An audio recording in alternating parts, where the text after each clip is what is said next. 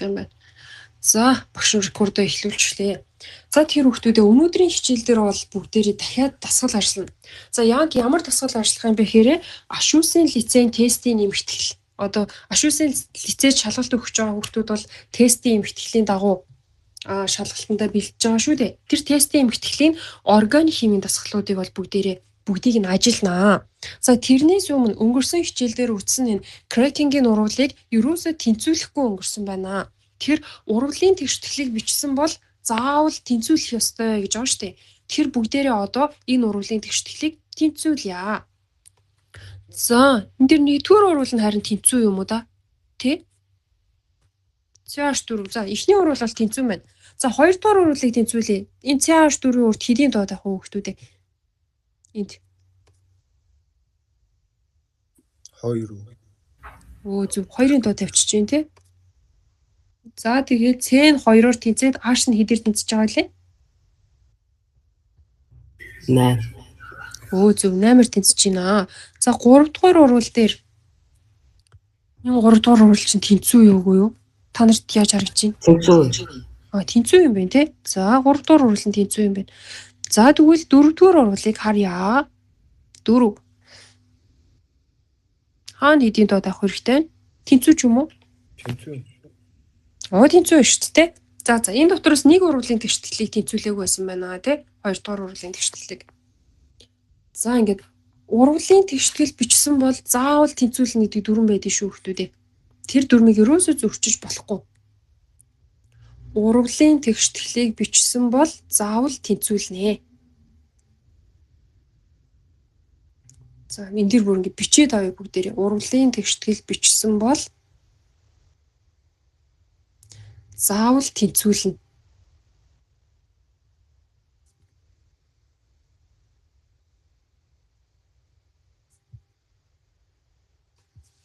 За тэгэхээр энэ дэр бол бүгдээрээ өнгөрсөн хичээл дээр 2 дугаар урвалын тэгштэглийг тэнцүүлэхгүй өнгөрсөн байсан байна. За тэр чинь тэгээ шууд алдаа шүү дээ болохгүй. Урвалын тэгштгэл бичсэн бол заавал тэнцүүлэх ёстой. За энэ хэсгийг бол өнгөрсөн хичээл дээр үзсэн шүү дээ. Тэгэхээр хүүхдүүд тэр 2 дугаар урвалын тэгштэглийг тэнцүүлээ дээр мөчөд авчих уу. Тэгэл боллоо юм шүү тий. За үүний дараа өөр бусад органик тэгштэглүүдээс тэнцүүлье. За одоо бүх хүүхдүүдээ бүгдээрээ шатах урвалын тэгштгэл дээр жишээ авч үзье. За тэг бүхэл таагаар тэнцүүлцгээе. C3H8. Ер нь ямар ч урвалын тэгштэглийг бүхэл тоо тавьж тэнцүүлэх бол хамгийн зөв тэнцүүлэлт шүү. За тэгэхээр хүүхдүүдийн зөвхөн нүүрс дөрөгч, ус дөрөгч хоёроос тогтсон нэгдэл шатж байна. Тэгэхээр ямар бүтээгдэхүүн үүсдэг вүлээ? C болон H-аас тогтсон нэгдэл шатж явах юм бол Нүүрс хүчлийн. Нүүрс хүчлийн хий нөгөөх нь ус. Яг зөв. За нүүрс хүчлийн хий ус хоёр ус юм байна тий. За одоо бүгдээрээ энэ урвалын тэгштэглийг тэнцүүлье. Тэнцүүлэхдээ дандаа бүхэл тоо тавьж тэнцүүлнэ шүү. Дандаа бүхэл тоо тавьж тэнцүүлье. За энэ дээр C-н 3 байгаа юм чинь CO2-ын урд 3-ын тоо тавиад үзье тий. H нь 8 байгаа юм чинь H2-ын урд 4-ийн тоо юу? Тэгэхээр хүчил төрөгч нь хэд болчих чинь?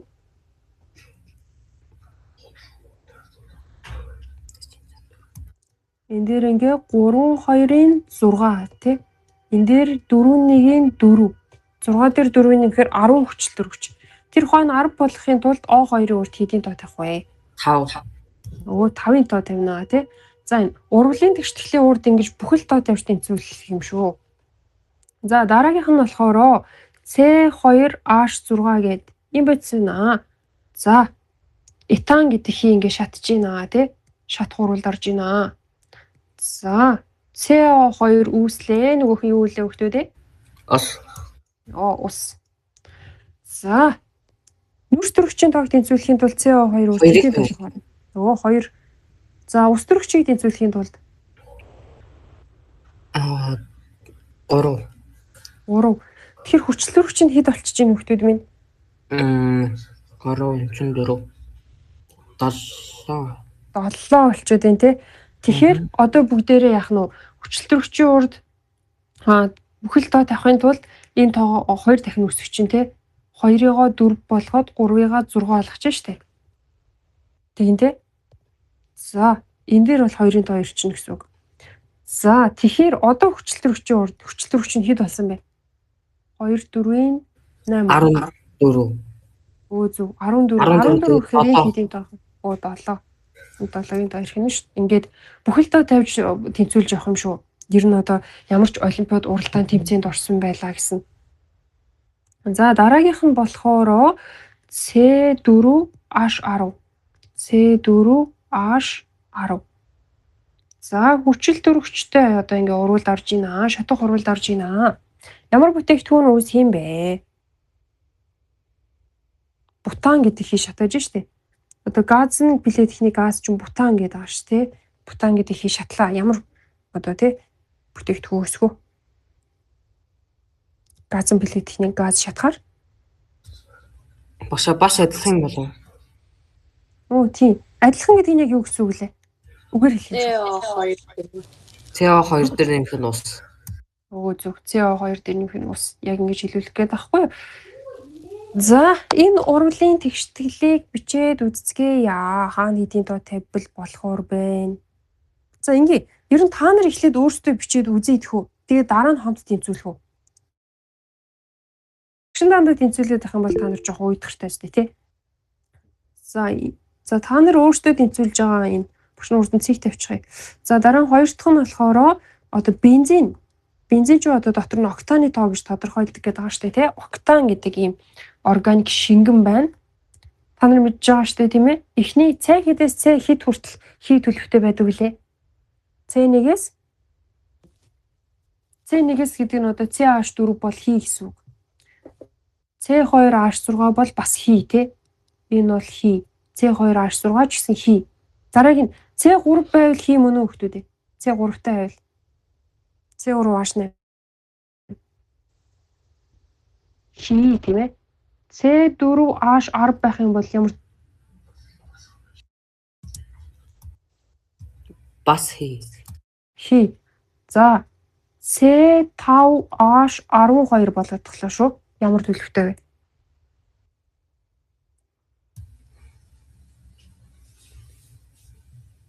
Бүгдрийг ч нэг алкан гэдэг хичээл үтсэн те хизээ үзлээ. Тэрэн дээр нөгөө алканы физик шинж чанар гээд C1-ээс C4-тэй байх юм бол хий гэж үздэг те. Тэгээ C хідээс C хід байх юм бол шингэн мөлий. C4-өөс C15. C5-аас тийм ээ C5-аас эхлүүлээд шингэн C15 хүртэл шингэн тийм ээ. C хідээс эхлүүлээд хатуу болдог үлээ хөлтүүдээ. 16. 16. C16H34 гэж явах юм бол яг нь хатуу байх нь шүү дээ. Иймэрхүү. За, хүүхдүүд болохоор ингээд алкан бол амархан би мэднэ гэдэг. Тэгээд шалгалтанд орохоор яад юм бэ гэхээр C5H12 ямар төлөвтэй юм бэ? Ингээл асуугаал тэгэл хүүхдүүд шууд унаад эхэлдэг. Эсвэл ингээд C16H34 ямар төлөвтэй юм бэ ч гэдэг юм уу те. Багш надад та нараас асууя. C18H38 ямар төлөвтэй вэ? C18H38 хатуу. Оо хатуу. Иймэрхүү асуултууд бол ингээ орж ирдэг байх нь шүү дээ. C18H38 бол хатуу төлөвтэй. За дараагийнх нь бас их орж ирдэг асуулт бол энэ шатах урвалаа. За энэ бутаныг ингээ шатаагаад одоо энэ урвалын тэгшгэлийг тэнцвүүлэндээ урвалын тэгшгэлийг тэнцвүүлэхэд бол зөвхөн энэ бодисын үрд талд тоо тавих боломжтой шүү дээ. Ерөөсөө тэр томьёо дотор оруулж тоо бичихгүй те. Дандаа энэ тэр дөрвөлжин цэнхэр нүднүүдд тоо тавих боломжтой гэсэн үг. За октан гэдэг одоо шингэн байлаа. Ер нь бол одоо бидний төсөөлөх юм бол ингээд юу гэж төсөөлж болно? Бензин гэж төсөөлж болно те. Бензин. За бензинийг шатаалаа. Амьдрал дээр бол бүгдээр бензин шатж байгаа зөндөө харж ийсэн те. Кинон дээр өс зөндөө гардаг штэ. За ингээд шатаагаар ямар бүтээгдэхүүн үүсгий? Урвалын тэгшгэлийг яаж тэнцвүүлэх юм? За энэ хоёр дасгалыг хүүхдүүд одоо сайхан бие даагаад өөрсдөө ажиллах юм шүү. Багш нь цэнхрээр төвчлээ. Гол нь ингээ урвалын тэгшгэлийг тэнцвүүлнэ. За энэ дэр бүр нэг зүйлийг сайн анхаарах хэрэгтэй байна. Ер нь ямар ч урвалын тэгшгэлийг тэнцвүүлсэн органикч бай, органик бусч бай тийм ээ. Бүхэл тоо тавьж тэнцвүүлнэ те. Бүхэл тоо. Тэр бол ингээ хамгийн найдвартай шүү хүүхдүүд те. За яг зарим энэ тэнд дасгалууд дээр ингээд O2-ын урд бутархай тоос тавьсан тохиолдлууд бол байдаг. Гэхдээ бүгдээрээ ингээд ямар нэгэн шалгалт уралдаан тэмцээн олимпиад те тэрэн дээр ингээ ороод урлагийн тэгшлэлээ бичиж тэмцүүлэхдээ ер нь бүхэл тоол тавиад явсан нь бол хамгийн найдвартай. Угаасаа бүхэл тоо тавиад сурцсан байсан те. Гэхдээ зарим дасгалууд дээр хүчил төрөгчийн урд бутархай тоо тавьсан дасгалууд бол харагдаж байдаг. Гэхдээ бүгдээрээ бол дандаа бүхэл тоо тавьж тэмцүүлж явах юм шүү. Шашаа өмнө бүхэл тоол байх ёстой хэд ч бол хэд ч хамаагүй те. Тий хамаагүй. Гэтэ та нөгөө бутархайг хэрэглэж болно тэрийг одоо Гэхдээ тий тэр бол ер нь бутархайг өштэй хүмүүстэй хэрэглэх хэрэггүй. Дандаа л бүхлийг л хэрэглэсэн. Одоо яг дөрмийн дагуу байхгүй. Ер нь яг дөрмийн дагуу ямар ч оноо алдгааргүй л урлагийн тэгшлэлээ тэнцвүүлсэн дээр штэ тий. Угаасаа бүгдээрээ л урлагийн тэгшлэл тэнцвүүлээ сурцсан хүмүүс байгаа юм чи. Тэгэхээр одоо энд багш нь арай жоохон ингээд нэг хоёр нугалардаг одоо энэ сүүлийн энэ урлагийн тэгштгэл шиг иймэрхүү хоёр урлагийн тэгштгэл өгчихсөн. Тэгэхээр та нар энэ хоёр урлагийн тэгштгэлийг тэнцвүүлээд үзчих. Тэгээ багшаасаа асууж тодруулах зүйлээ асууж авах нь шүү дээ. Нэг энийг тэнцвүүлэхтэй холбоотой тийм ээ.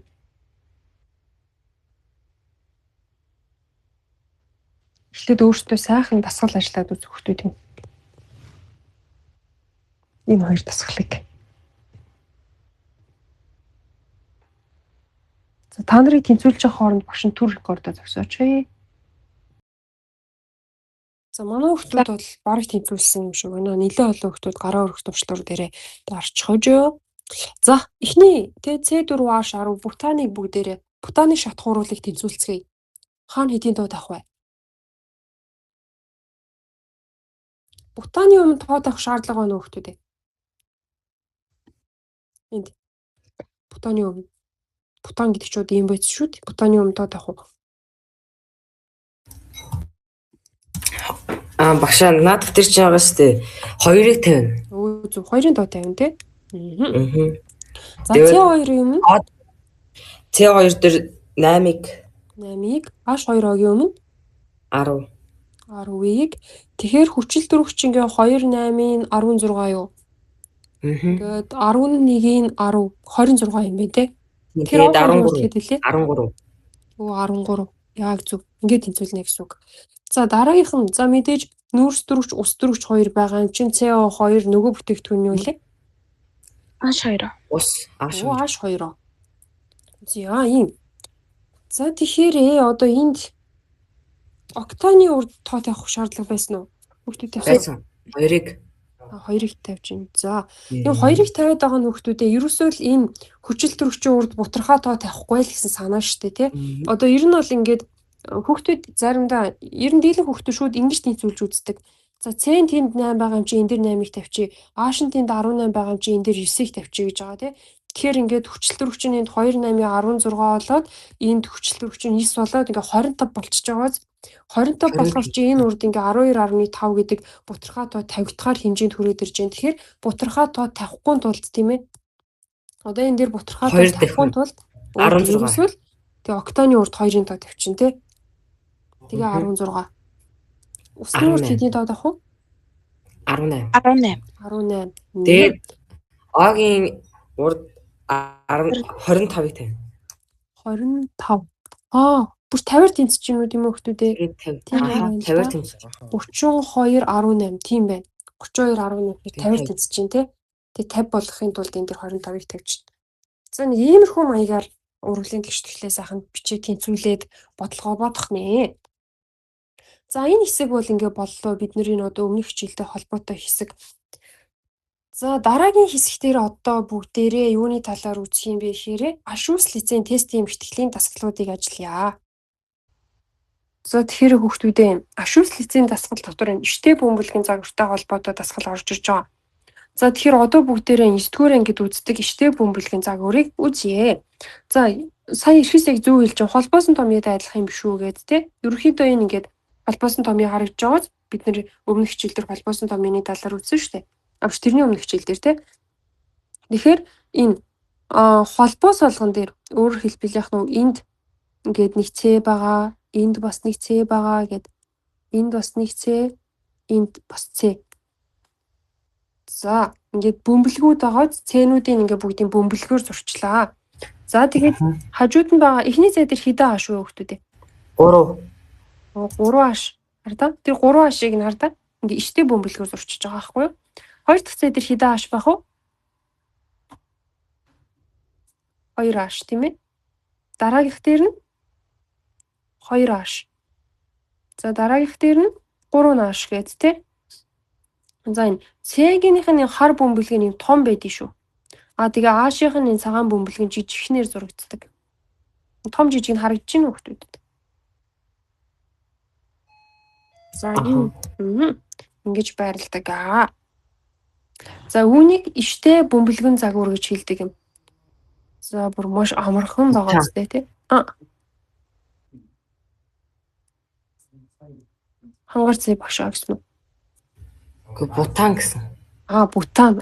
Зүг бутан. Зүг байна. За, иштэй бөмбөлгийн загвар гэж бол энэ загварыг хэлээд байна. За, тэгсэн чинь хүүхдүүдээ хардаа бөмбөлгөн загвар гэж бас ороод ирдэг юм аа. Бөмбөлгөн загвар нь иштэй бөмбөлгийн загвараас ямар ялгаатай юм бэ гэхээр иш нь байхгүй. За, иш нь байхгүй шүү. За, ингээд болцсон. Ингээд бөмбөлөг байгаач ингээд 4 цай чинь дөрвөлээ бөмбөлөг болцсон байгаач. Тэгээд нөгөө аашууд нь болохоор юм ишхүү бөмбөлөг болцсон хар та. Ингээд шууд очиж суудсан. Тэр бөмбөлгийг харагдаж байна хүүхдүүдээ хажууд. Ингээд нөгөө аашууд нь нөгөө иш нь харагдахгүй байгаач. Ингээд иш нь харагдахгүй хав баг зэлдэг шиг болчих юу да тий. За. Ингээд иш нь харагдахгүй байх юм бол байна шүү дээ тий. Бөмбөлгөн загвар гэж хэлж байгаа. Амархан байна уу? Тий. Холбоосон томьёогоо сайн мэдж байгаа хүүхдийн хувьд бол за мэдхгүй байсан ч гэсэн ер нь гайгүй амархан байгаа зү тий. Тий. За, иштэй бөмбөлгийн загвар гэдэг ийм хоёр загвар байна. За, тэгэхээр одоо бүгдээрээ нэг жишээ болгоод ямар нэгэн нэгдлийн иштэй бөмбөлгийн загвар болон бөмбөлгийн загварыг нь бичээд үзье гэх үү? Ямар нэгдлийнхийг бичиж үзэх үү? За. Та нар одоо ямар томьёон дээр бичмээр байна? За, C8H18 дээр бичээд үзвэл яах вэ? Октан дээр бодно шүү. За, тэгээ. За, нэгдүгüүрт нь иштэй бөмбөлгийн загварыг бичнэ үү, тийм ээ? Хоёрдугаарт нь бөмбөлгөн загварыг нь зурна уу? Иштэй бөмбөлгөн загвар. За, тэгээ хоёрдугаарт нь бөмбөлгөн загварыг зурна уу? Бөмбөлөгч одоо иштэй бөмбөлгөөс ямар ялгаатай байлаа хүүхдүүдээ? Ер нь үгийн хувьд ч гэсэн те юу байхгүй байгаад байна. Бөмбөлгөн загварт иш байхгүй. Иш байхгүй яг зөв. Загварыг зурна гэдэг. За, энэ хоёр загварыг нь зураад үзчих хүүхдүүд минь. Нэрээ бас шалгалтууд дээр иймэрхүү тестүүд бол их орж ирдэ шүү.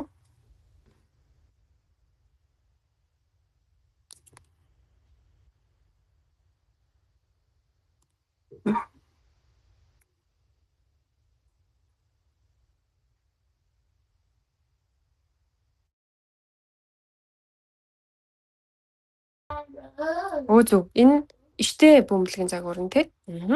Бөмбөлгийн загвар гэхээр яах вэ хүүхдүүд ээ? Бөмбөлөг зурж одоо тэгж харуулдаг. Ишийг нь авчна гэсэн үг тий. За, 1 2 3 4 5 6 7 8 8 цай байна. За, энэ бол октаны иштэй бөмбөлгийн загвар ахны. За, ишхүү зүгээр энгийн бөмбөлгийн загвар зураа гэх юм бол ингээд зөв яг ишгээр тэгсэн нөгөө тийм холбосон тийм шулуун байхгүй. Яа. Яг тийм. За, иймэрхүү дасгал орж ирэх юм бол хүүхдүүдээр нь хийх хэрэг нь. За, энэ ч ихтэй тийм хэцүү ойлголт биш байгаа үстэй тий. Өмнөх бүгдээрээ ингээд С болно А шиг сайн мэдж байгаа шүү дээ. С-г бол нэг юм том хар бөмбөлгөөр, А шиг нь болохоор юм цагаан бөмбөлгөөр тий. Ингээл юу тэмдэглэж гэнэ гэсэн үг. За, энэ бол ингээд бөмбөлгөн загвар байна. За, одоо болохоор бүгдээрээ дараагийнхаа хэсэг рүү орцгоё. За, дараагийнх нь Энэ нефт боловсруулах төхөөрөмжтэй холбоотой нэг юм хэсэг орж ирдэг юм. За энийг багш нь яг энэний дараа гаргаж ирнэ. За бид нар бол энэ нефт гэдэг хичээлийг бол үзээгүй байна шүү. Нефт гэдэг хичээлийг үзнэ. Нефт ямар найрлагатай байд юм бэ гэд. За ЮПАК нэршил үзсэн, гомлоо гэгний нэг гишүүд бол үзсэн. Гомлоо гэгний гэж та нар одоо мэднэ үстэй хөхтүүд ээ. Гомлоо гэгний юугаар ажиллах юм байд юм бэ? Нэг гомлоо гэгний бүгдээрээ юугаар ажиллах юм байд юм бол ерөнхий томьёоны ажиллах юм байдаг шүү хөхтүүд. Жишээ нь алкан гэх юм бол CnH2n гэж тэ ерөнхий томьёогоороо бол ижилхэн. Нэг ерөнхий томьёотой. За энэ гомлоо гэгний чинь байна шүү дээ хөхтүүд. N тэнцүү 1 байлаа тий. За N тэнцүү 1 үед C хэд H нь хэд бах вэ? 2 гээд 4. Оо зөв 4. За CH 4. За тэгвэл N тэнцүү 2 үед C2H тэгээ энэ N-ийн оронд л 2-ын тоо тавиад байгаа шүү тий. 2 4 6. Тийм 6. Тийм. C2H нь 2-ыг үржихүүн 2 нэмэхүүн 2 гэсэн үг шүү дээ тий. Дээдлийнх нь болохоор C1H нь 2-ыг үржихүүн 1 нэмэхүүн 2 гэсэн үг шүү дээ. Хаанаас авчирч бичээд байгаа юм бэ гэхээр энэ ерөнхий томьёотой холбоотой тийм ээ. Энэ ерөнхий томьёоноос бол авчирч бичээд байна. За дараагийнх нь болохоор N тэнцүү 3 үед яах юм бэ? За C3H нь хэд байх вэ? C3H нь 8. За тэгэхээр гомлоо гэгний хөхтүүдээ угаасаа бүгдээрээ нэг л ижилтгийн юм ерөнхий томьёонд бол заригдаад байгаа биз? Ерөнхийдөө бол тийм. Яг нэг ижилтгийн ерөнхий томьёонд заригдана гэдэг хариу байх юм бол мэдээж тэр хариу зөв. Тийм хариу байхгүй тохиолдол гэж бас байд юм аа. За энэ бараг тийм хариу байдаггүй тохиолдол байгаад. За энэ дотроос одоо бүгдээрээ тий уншаад үзээрэй хөхтөө тий. Аль нь ер нь зөв байх юм шиг байна. Багш эмпирик гэж юу вэ?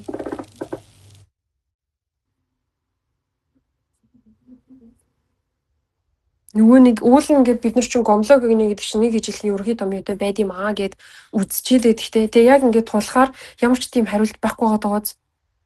Багш энэ эмпирик гэдэг чи юу лээ? Эмпирик томьёо гэж нэг ийм томьёо байдаг юм.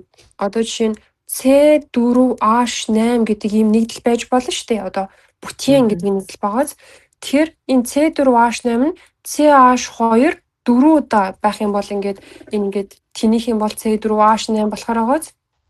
Тэгэхээр CH2 4 дахин 4 удаа байх юм бол гэдгийг энийг болохоор эмпирик томьёо гэж хэлж байгаа. Ийм байх юм бол эмпирик томьёо. За. Жишээ нь одоо C5H10 гэдэг нэгдэл байлаа гэж бодвол CH2 хэдэн удаа вэ? 5. 5 удаа тий. 5 удаа ах юм бол C5H10 болно шүү дээ. Тэгэхээр энэ бол ингээ эмпирик томьёо CH2 5 дахин байна гэсэн үг. Ийм байх юм бол эмпирик томьёо тий. Тэгсэн чинь манай одоо энэ юун дээр бол ингээ CH2 гэдэг эмпирик томьёо нь бол ингээ төстэй байхаар байгааз тий. Алкенууд дээр. Тий. Манай алкан дээр бол нэг тийм төстэй байх тохиолдол байх уу? Ямар ч тийм нууларсан байхгүй байгаас тий. Тий. За тэгэхээр бүгд өөр функционал бүлэгтэй гэж байгаа. Энэ ч юм бол бүгдээрээ ижилхэн шүү дээ тий. Бүгдээрээ ижилхэн дан холбоотой. За хоёр дахь нь бүгдээрээ ханаагүй гинэ. Саяны бүгдээрийнх нь үтсэн алканы гомлогч ямар үлээ бүгдээрээ ханаагүй юм уу? Хансан юм уу? Алкан. Хансан ханаагүй гэдэг өгчөө хөхтүүдээ ерөөсөө л нөгөө CC хоорондын холбоогоор гарч ирж байгаа шүү дээ. Ингээд за C-ийн эргэн тойронд 4H байна. Энэ хансан уу ханаагүй юу? За энэ дээр бол ингээд C2H6 харагдаж байна тий. Энэ одоо хансан уу ханаагүй юу? Тэгэхээр хансан ханаагүй гэдэг үг яаж гарч ирд юм бэ гэхээрээ ингэж гарч ирдэг юм аа. Хансан тий. Хансан гэдэг яаж мэдж байгаа лээ? C чинь 4 валенттэй тэгээд эргэн тойрох 4 холбоо дүүрсэн болохоор. Тэгээ дүүрсэн тэгээ дөрвөлээ ямар холбоо байгаа лээ? Нөгөө дан холбоо. Сигма Зөв. Яг зөв. ЦЦ хооронд дан холбоо тийм ээ. ЦЦ хооронд одоо дан буюу сигма холбоо байвал ямар гэсэн үг вэ? Хансан тийм. Хансан. Ийм байх юм бол хансан гэсэн үг шүү. За энэ хэсгийнхаа бүгдээрээ нэг сэргээгээд давтчихуу да. За. Ийм шүү дээ хүүхдүүдээ. Бүгдээрээ бүр нөгөө хамгийн эхний хичээл дээр ингээ хальт үзээд өнгөрсөн болохоор бүгдээ сайн санахгүй байж магадгүй. Алканыг ингээ дотор нь 3 алкан гинэ. Нүүрс ус төрөгчдийг дотор нь 3 ангилнаа гэж үздэг те. Нүүрс ус төрөгчдийг юу гэж 3 ангилж байгаа вэ? Хансан, ханаагүй. За хансан гэж ангилна. Дараагийнх нь ханаагүй гэж байгаа тий. Тэгээд үнэрт хамгийн ихний хичээлээр үзчихсэнийг санаж байна уу гэдэг. Ааха. Хоёр дахь хичээл дээр үлээ үзчихсэн шүү дээ. За ЦЦ-гийн хооронд дан холбоо байх юм бол хансан задгаа хэлхийд гэж хэлж байгаа байхгүй юу? ЦЦ-гийн хооронд ийм дан холбоо энэ ч одоо сигма холбоо шүү дээ тий. Ийм байх юм бол хансан задгаа хэлхийд. За дараагийнх нь ЦЦ-гийн хооронд биштэй дан бол биш. Ингээд битүүрчлээ. Битүү байх юм бол ямар хөө? Хансан гэдэг чинь одоо нөгөө сигма холбооч ерөөсөл хансан шүү дээ тий. Гэтэ энэ задгаа байж чадж гин үү? Одоо энийг ингээ харахаар гурвалжилсан байна шүү дээ. Цагираг хэлхийд. Хансан цагираг хэлхийд нүүрс ус төрөгчдгээд классрум дотор 2 дугаар хичээл болоод орсон байгаа. Тэр хичээл дээр илүү дэлгэрэнгүй гарч байгаа шүү хүүхдүүдээ. Тэр үед ингээ та нар дөнгөж үзэж эхэлж исэн болохоор л сайн одоо тий анзаараагүй ч магадгүй. Одоо эргээд тэр хичээлийг үзэх юм бол маш тодорхой харагдана. За дараа нь ЦЦ-гийн хооронд ингээ давхар холбоо ороод ирлээ. Энд чи одоо ямар гэсэн үг вэ? Хоёрчин холбоотой. Ханаагүй гэсэн үг тий. Хоёрчин холбоотой байх юм бол ханаагүй. Ханаагүй гэдэг чинь ерөөсөө энэ хоёрчин холбоотой, гуравчин холбоотой, хоёр ширхэг юм хоёрчин холбоотой. За хоёрчин холбоо, гуравчин холбоо тий. Гуравчин холбоотой. За тэгээд хоёр ширхэг хоёрчин холбоотой. За ийм байх юм бол ханаагүй гэж үзэж байна. Өөрөөр хэлбэл нөгөө хоёрчин холбоо, гуравчин холбоо ороод ирэх юм бол ханаагүй. За тэгэхээр гомлог игний бол дандаа хансан, дандаа ханаагүй. Тэгээ алиас нь чамаар нь жишээ нь алканы гомлог бол бүгд ханаагүй байж таарна шүү дээ. Алкан гэдэг чинь угаасаа хоёрчин холбоотой байх хэрэгтэй юм чинь. Алкан гэх юм бол хансан байж таарна. Алкан гэдэг чинь ЦЦ хоорондоо дан холбоо байх хэрэгтэй юм чинь тий. Үнэрт гэх юм бол энэ бензолийн цагираг орж ирсэн байх хэрэгтэй байдаг аа. Энэ цагиргийг болохоро бензолийн цагираг гэж хэлээд байна. Бензолийн цагираг. За энэ бензолийн цагираг ороод ирэх юм бол үнэрт. За ингээ нүүрс ус төрөгчдөг дотор нь бол ингээ 3 ангилж байгаа шүү дээ тий. Нүүрс ус төрөгчдөн дотроо хансан, ханаагүй, үнэрт гэж 3 төрөл байна. За энэ хансан задгаа хэлхийд, хансан цагираг хэлхийд. За энийг бол хүүхдүүд уул нь бид нар үзэж өнгөрсөн. Гэхдээ дөнгөж нэг органик юм үзэж эхэлж байсан учраас хүүхдүүдээр ингээ анзаарахгүй өнгөрчээд дээ. Энэ задгаа хэлхийд, цагираг хэлхийд хансан гэсэн энэ үгнүүдийг уучлаарай багшаа дийлгэж жоохот хөдөлж möдлөөд нүд жирэлцээд идэхтэй дийлгэж хөдөлгөр дагаад нэг сонирн болоод идэхтэй. За ингээ хоёрчин холбоотой байх юм бол ханаагүй, гуравчин холбоотой байх юм бол ханаагүй, хоёр ширхэг хоёрчин холбоотой байх юм бол бас ханаагүй. Угаасаа ер нь энэ давхар холбоонууд чинь бүгдээрээ ханаагүй тий. Хоёрчин холбоо, гуравчин холбоо чинь ханаагүй холбоонууд. За тэгээ бензолийн цагираг орж ирж явах юм бол үнэрт гинэ гэд. За энэ хэсгийн хоёр хүүхдүүд нь тэмдэглээд авчихуу да. Одоо эн чинь цаашаа зөндөө хэрэг болно шүү дээ.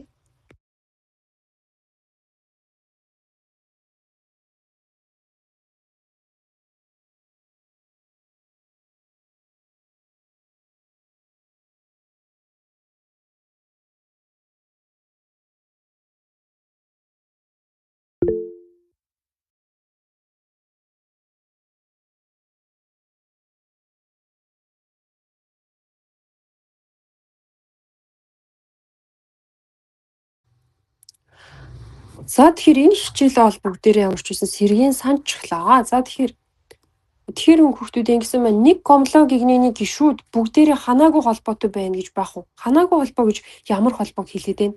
Наанаас юу? 2G болон 3G-ийн холбоотой. Өө зөв тийм те. Тэгсэн чинь одоо жишээ нь алканы гомлог байлаа гэж бодъё л доо. Тэгэх юм бол ханаагүй холбоо орж ирэх юм уу? Үгүй. Орчихгүй шүү дээ те. Тэгэхээр яах нь вэ? Зарим нь хансан холбоотой байж болно те. Ямар юуны гомлог гэдгээс хамаарат. Алканы гомлог бол бүгд хансан холбоотой шүү дээ. За дараагийнх нь хансан холбоо гэж та нар мэдж байгаа хүмүүстээ сая үзсэн юм чинь шүү дээ те. Энэ бүгдээрээ даан холбоо. Ялангуяа энэ CC хооронд ийм даан холбоо байх юм бол эн чинь одоо хансан гэсэн үг шүү дээ. Хансан. Даан холбоо, сигма холбоо. За тэд CH2 бүлгэрээ ялгаатай гинэ. Энэ одоо юу гэсэн үг юм бол CH2 бүлгэрээ ялгаатай гэдэг нь. За энэ дээр одоо тайлбар. Хардаа хүмүүстээ одоо энэ эхний энэ CH4 дараагийн C2H6 энэ хооронд хэдэн C хэдэн H-ийн зөрүү байна? 2. Нэг C. Тийм нэг C 2H. За дараа нь C3H8 руу хүрээд ирлээ тий. C4H10 энэ хооронд хэдэн CH-ийн зөрүү байна? Бас адилхан. CH. Тэгэхээр гомлоо гэгнээ ер нь бол шүү дээ тий. Уртлынхаасаа CH2-оор илүү байдаг байхгүй юу? Тийм байгааз ингээ харахаар өмнөхөөсөө CH2-оор илүү. Одоо ингээд метан дээр CH2-оор илүү болоод этан. Этан дээр дахиад CH2 ороод ирэх юм бол пропон. Пропон дээр дахиад өөр нэг CH2 бүлэг ингээд нэмэгдчихсэн. Гэтэ яг энэ урлагийн тэгшлэлийн нэмэгт тэмдэг биш шүү дээ. Нэмэгт тэмдэгт яхан буруу байна. Зүгээр юм CH2-оор ингээд илүү байх юм бол яг нь дараагийн гомлоогийн шинэ гишүүд гарч ирээд байгааз. Одоо юу гэх юм? Ах トゥ ингээ бүгдээрээ хоорондоо 3 насны зөрүүтэй. Хамгийн бага дуу 3 настай бол хамгийн том ах нь хэдэн настай вэ? Ах トゥ 3 байсан. Хоорондоо бүгдээрээ 3 насны зөрүүтэй. Тэгвэл хамгийн том ах нь хэдэн настай вэ?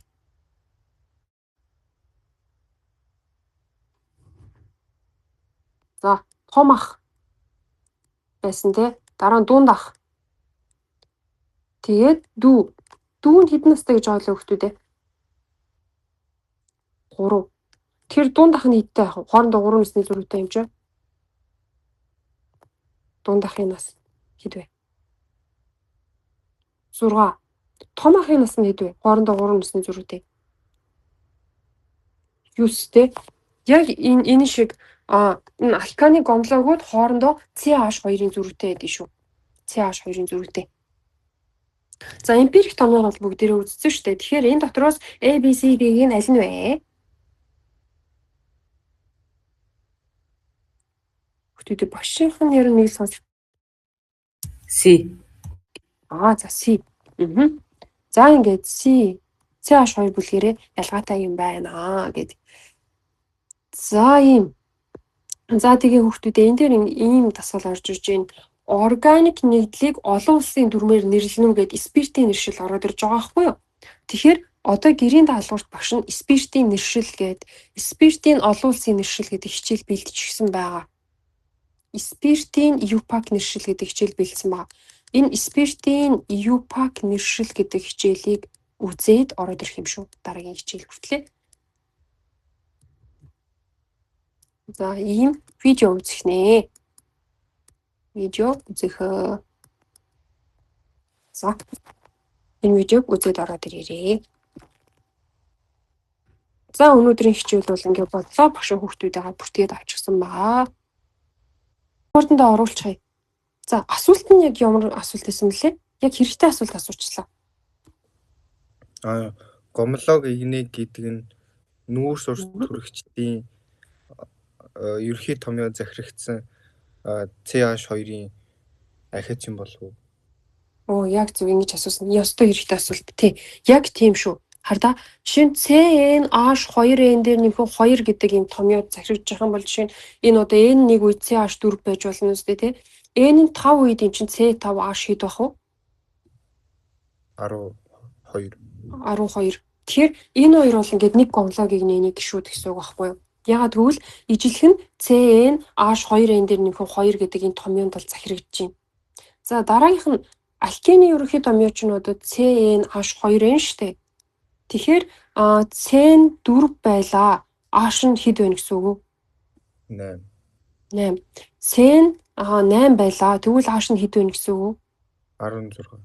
16. Энэ хоёр ч гэсэн ингээ нэг гомлог. Өөрөөр хэлбэл нэг ерөнхий томьёонд захирагдж байгаа тийм нэг ижлэгийн ерөнхий томьёонд захирагдж байгаа. Тэгсэн мөртлөө нөгөө хоорондын холбоонууд нь ижлэх нь одоо жишээ нь одоо энэ хоёр нэгдэлчин хоёлаа ингээд CC дан холбоотой шүү дээ тий. Тэгвэл энэ хоёр ч одоо ингээ хоёлаа CC давхар холбоотой ийм байх юм бол ингээд аль аль нь ингээ гомлог нэг ижлэгийн ерөнхий томьёонд захирагдж байгаа хэрнээ нөгөө CC-гийн хоорондын холбоо нь ижлэхэн байх юм бол гомлог. Ийм байвал гомлог биш гэсэн үг. Одоо ингээд за нэг нь ийм. Одоо эн чинь C4H8 гэдэг томьёонд захирагдж байгаа нийтлэл алкен. Нөгөөх нь болохоор ийм байх юм бол. За энэ болохоор ингээд C5H10 баггүй юу? Тэгээ энэ дэр ингээд хоёрын тоонууд бичигдэн шүү дээ тий. CH2, CH2. За ийм болоод